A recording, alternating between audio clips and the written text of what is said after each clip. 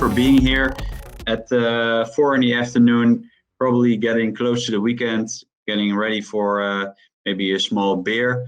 So yeah, thanks for taking the time to join the session with me today. We have about 15 to 20 minutes for the keynote itself, and thereafter we will have a short Q&A. So if you have any questions during this keynote, feel free to put them in the chat box, and then we will cover them after the session once I'm done with the plenary part of the session today. Alrighty, so maybe it's good to give a small introduction on myself. My name is Wout Bobbink, and I've been working at accounting and advisory firm EY in the Netherlands for the past 5-6 years now. And I'm basically what you would call an intrapreneur, which means that I founded my own corporate startup within EY. So we're managing that startup from within EY, and we're also funded by EY. And that startup is called EY Finance Navigator. Maybe it's good to give you also a small introduction on what Finance Navigator is, because that also tells you a little bit about my background. Finance Navigator, in essence, is an online financial planning tool that we specifically built for startups. And also specifically for entrepreneurs that might not have a very strong finance background yet. So with our tool, we try to support early stage entrepreneurs with their financial projections, helping them with the fundraising process, with their cash management, with their financial reporting, and also helping them gain a bit of more skills and knowledge in terms of financials. Now, over the past couple of years, I've been working a lot with startups and scale-ups through various startup support programs where we have, for instance, partnerships with as EY, or programs that we have set up ourselves. And on this slide, you see a couple of examples, and some of them might be familiar. For instance, Startup Bootcamp is a global accelerator network, and Impact Hub is a global incubator network for impact startups. We also have our own service offering for startups called EY Innovation. As said, I've been quite involved in all of these initiatives over the past couple of years. And what we have noticed is that many entrepreneurs, they find financial reporting, financial planning, cash management, a little bit of a challenge. And I think there are also good reasons for that. And it's also a little bit proven by data. So if you look at a research that CB Insights did a couple of years ago, about 1 in 3 of startups that do not make it, of the ones that fail, they don't make it because either they fail to raise investment, or actually they do raise investment, but they run out of cash, for instance, because their spending gets out of control. They don't have control over their spending. So that problem that we recognize while working with startups is also something that is kind of proven by the data. And it shows that it's challenging for startup founders to convince investors of the potential of their company on the one side. On the other side, it's also challenging for them to manage the cash once they actually do raise investment from an investor. And I think, looking at my own experience working with entrepreneurs, there are 3 good reasons for that. I think the first one is that what you see is that many founders, they don't necessarily have a finance or even a business background. So sometimes what you see is that they lack a bit of knowledge and experience working on their financials. So that can be a bit tricky. Secondly, especially in more early stages, there are also no resources available yet to hire, for instance, a CFO or maybe a controller to fill that lack of knowledge and experience.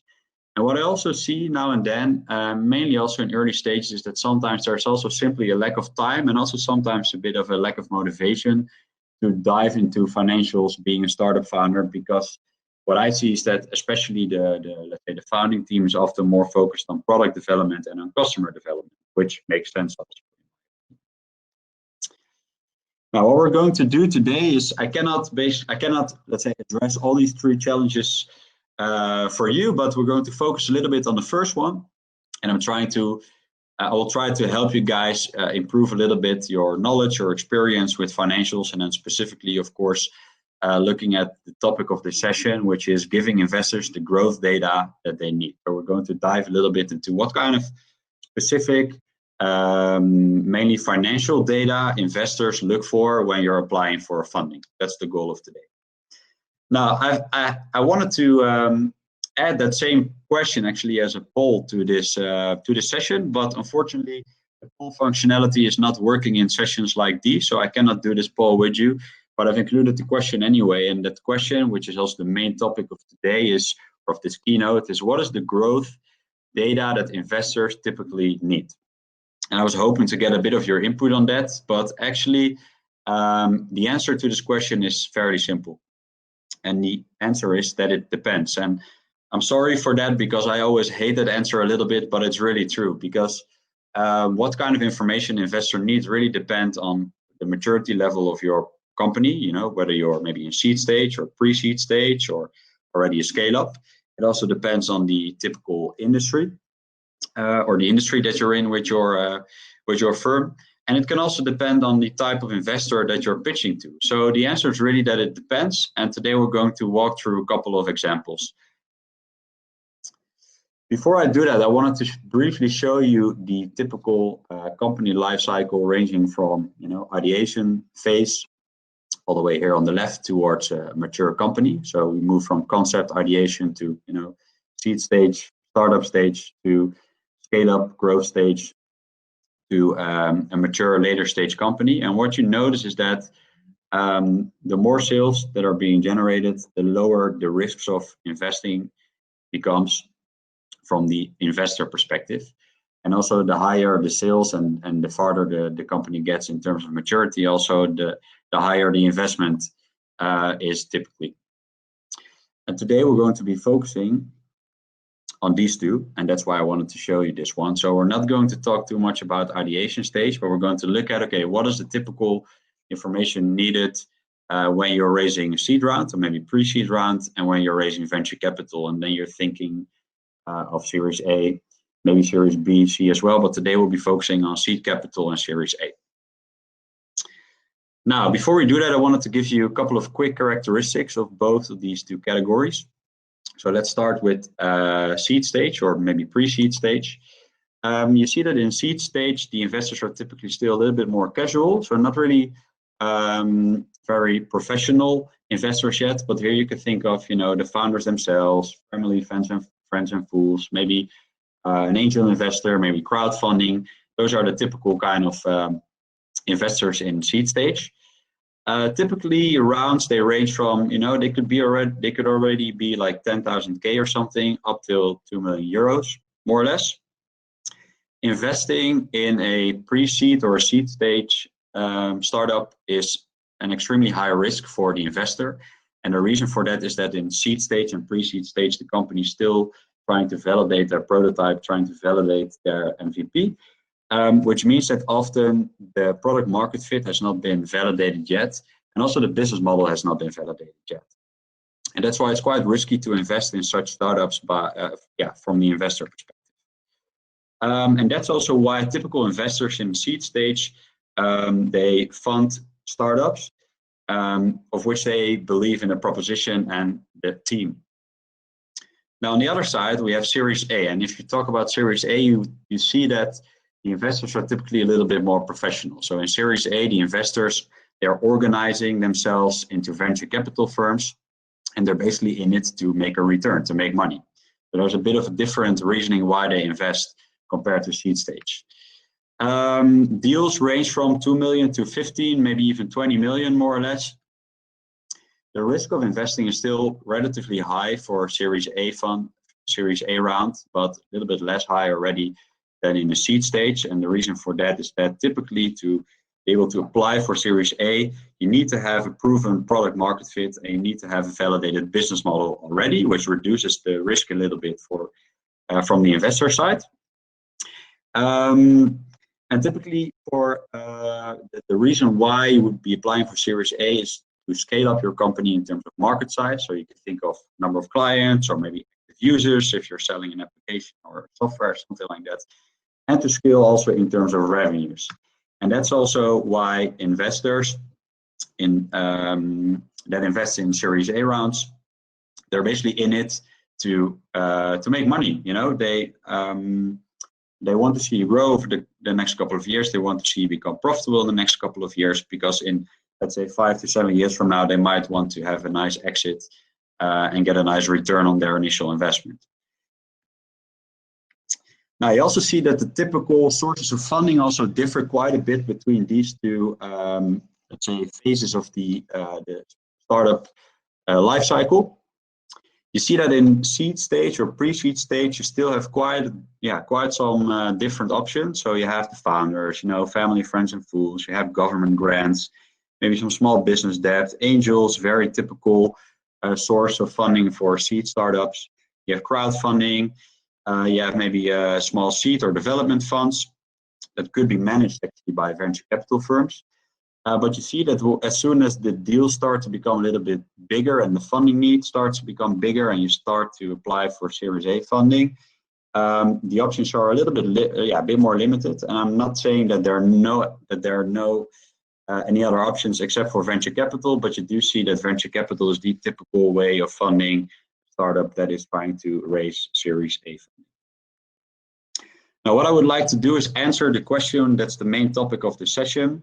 So what is the growth data investors typically need for both seed stage startups and Series A stage startups or scale-ups or whatever you like to call it? And we'll start with seed stage. So the question, what is the growth data investors typically need for this specific company phase, let's say? Well, the answer is quite simple. It's basically any data that increases credibility of your company, of your startup. And you can achieve that by trying to increase trust and trying to prove product market fit, because that's what it's about for this specific stage of the company. And you can do that, for instance, in these 5 different ways. So what you can do is you can try to gather data on technical feasibility. You can, of course, show any customer traction, right, to basically prove that the product market fit actually exists. So if you have clients already, or pilots, or letters of intent, or these kind of things, anything that can help you prove product market fit is useful. Team performance, very important. So what has your team done in the past? What is their experience? And how are they going to, make this company work? If you have some available metrics already, you can also include those. And here you should think of metrics that prove product market fit and that maybe show that there's a business model. So here you can think of, for instance, number of clients, active users, and growth in these two, or maybe some revenues that you have already. And lastly, quite important are the financial projections. When you're in seed stage, probably you don't have that much of a historical performance yet because you basically just started the company. So the financial projections are really important, and I want to dive a little bit more into that specific topic because that's basically the topic of this keynote. So financially speaking, it means that you're pitching for seed funding, that you need, I would say, these 6 elements as part of your financial chapter or your financial presentation to the investor. So first of all, any investor deck that you might build or an investor memorandum or whatever you're using to convince an investor of the potential of your company, it should contain a financial chapter in which you show some key financial highlights, projected highlights. And behind that, you have the underlying financial model. Now, typically in seed stage, you create a forecast which is looks ahead for about 3 to 5 years. It's an annual forecast, but what you can do is for the first year or maybe first 2 years to create a monthly forecast, because that gives you a good overview of fluctuations in your cash flow during the first 2 years. Typically, financial projections in the seed round also contain financial statements, so the profit and loss statement, balance sheet, cash flow statement, forecasted, in my experience, balance sheet is typically a little bit less important, but P&L and cash flow are important elements to have. Very important is that you're able to explain the story behind the number. So, you have your profit and loss statement in which you present your revenues, but how did you get to those revenues and what are the main drivers behind those? That's something that you should be able to make clear. And same applies to your costs and your expenses and your investments, all of these things. You should include a breakdown of your funding needs. And if you really want to impress the investor, you could also include scenario planning already, if you like. Now, 2 things to keep in mind. The requirements differ quite a bit per investor. So if you pitch to a bank, they will probably require you to share different information than when you would pitch to an angel investor, or when you would pitch, for instance, through a crowdfunding platform. And secondly, for seed stage startups, it's very important that you use the financial section to build trust. It's not that much about the actual numbers itself yet. It's more about whether you're able of explaining the story behind the numbers, because basically presenting your financial projections in seed stage could be seen as a bit of a due diligence from the investor side to see whether you're actually capable of financially managing the company and managing the funds that he or she might put into your company. Now, we have a couple of minutes left, so I'm quickly going to continue with the second growth stage that we're focusing on today, which is Series A. And again, the question here is, what is the typical growth data investors need in Series A round? The answer to this question is any data that proves growth in terms of revenues and also profitability, growth in terms of users as well. So it's really about proving growth, proving revenues, proving profitability in the short term. And financially speaking, that means you should include basically everything that I just explained that you would also include as part of your presentation in the seed round, but you also need some additional things. First one, very important, is that you also include historical financial performance now. You've been around for a couple of years now with your company. And as I mentioned before, Series A is about proving that you're able to grow. So that means that you also want to show that you have been growing over the past couple of years, for instance, in terms of revenues or in terms of clients or users or whatever. Very important. Next to that, you want to show probably a couple of key performance indicators. So basically the most important metrics that you use to track the performance of your company. And again, those should demonstrate growth. And that means that for Series A rounds, typical metrics that are being looked at quite a bit is our revenues, and preferably recurring revenues. And then you could think of, for instance, annual recurring revenues or monthly recurring revenues. And probably you want to see those to be doubling or maybe even tripling over the past couple of years. Another metric, which is quite an important one, is the ratio between customer acquisition cost and the lifetime value of a customer. So how much does it cost you to acquire a new client, and how much do you get in terms of revenues from that specific client over the lifetime of that client being involved in your company. And what you typically want is that the lifetime value is more or less 3 times the initial cost of acquiring that customer, because that means that you're basically making a return on your clients. There are many other metrics that you could think of. Maybe it's good to mention is when you're running a subscription-based business, probably you want to show things like churn and retention. And also an important one could be, no, I'm just going to skip that for now. I think we covered the most important things. So just to be wary of time a little bit, I'm going to continue with the next one. What you want to show is that you're able of reaching profitability as well. And you don't have to be profitable yet, but at least you want to try to achieve that in the next couple of years. Because a VC is typically investing because they want to make an exit in 5 to 7 years from now and also make a nice return on it. What you will also probably want to show is that you have an increase of sales and marketing expenses, because in the Series A round, it's really important that you're trying to show that you're able of growing the company.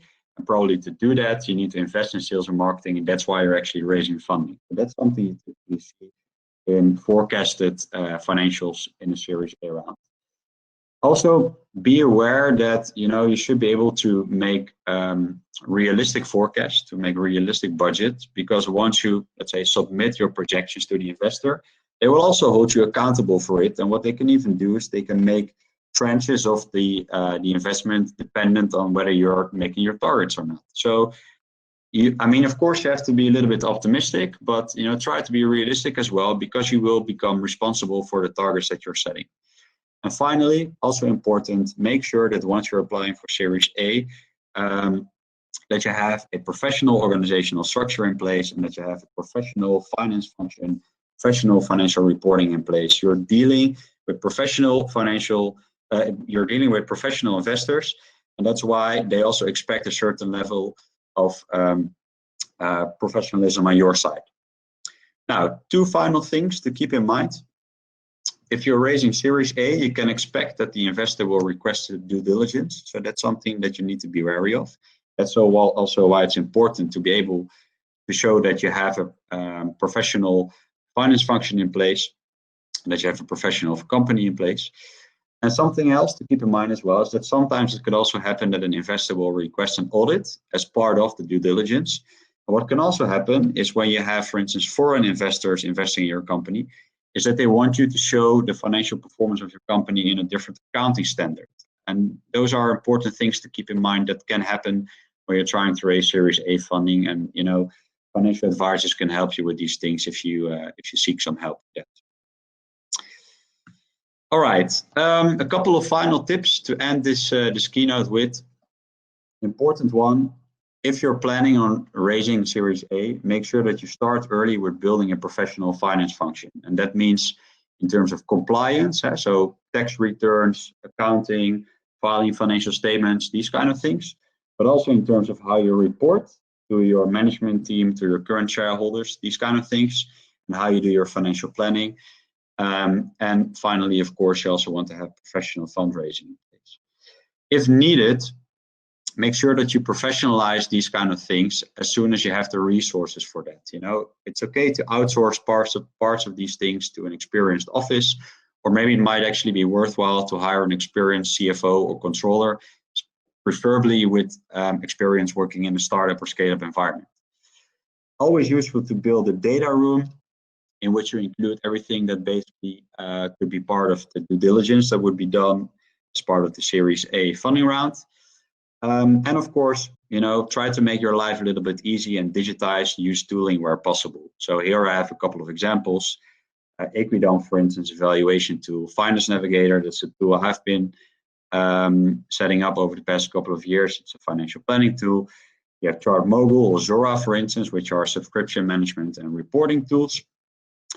So, make your life a bit easy, use tooling where that's useful. Finally, use a data-driven methodology to grow your business. And with that statement, I would also like to end this keynote because a friend of mine from Sweden, she wrote her master thesis a couple of years ago. And in that master thesis, what she tried to do is she tried to link startup revenue growth with their understanding and their monitoring of key performance indicators. And what she found out is that understanding as well as monitoring key performance indicators are positively correlated to revenue growth among startups. Now, if you're a little bit into statistics, you might know that correlation is not the same as causation, but apparently there is some kind of relationship between startup founders taking a data-driven approach to grow their company and their capability of generating revenues. And again, I'm not saying there's a causation here, but what I've seen over the past couple of years from my work with startups and scale-ups is indeed that startups that take a data-driven approach, that set targets for themselves, that try to work towards their targets, I have the feeling that they're actually growing faster than those that are not doing that. And with that statement, I would like to end this keynote. Feel free to reach out to me via any of the channels below if you're interested in learning a little bit more. So I have my email address here. I have the shared inbox of the financial planning tool that we're managing, also the website, but also feel free to look me up on LinkedIn and send me an invite over there. So thanks again for joining the short keynote today. I hope you enjoyed today. And I wish all of you a nice weekend as well. And if there's any questions, feel free to still put them in the chat box, and I'll stick around a little bit longer to answer them. Thank you.